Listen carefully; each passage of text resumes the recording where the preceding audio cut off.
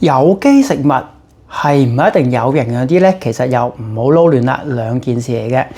有機係講緊我哋嘅種植啦，或者動物其實養佢嘅情況啦嚇，係一啲冇添加一啲唔健康嘅情況去做，即係冇啲農藥啊、嗰啲除草劑啊、除蟲劑啊、激素啊之類，冇呢啲負面嘅加落去咁樣去做。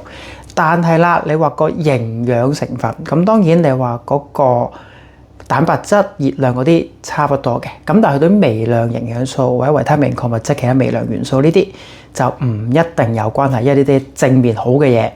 咁但係啦，唔代表我冇加啲負面嘅佢，呢啲嘢會多咗噶嘛。咁所以亦都要視乎翻個食物本身嘅質素啦。即係話咩咧？可以個食物係冇加農藥、冇加激素，咩都冇加，但係入面冇乜維他命、礦物質存在，都可以定義為有機嘅。OK。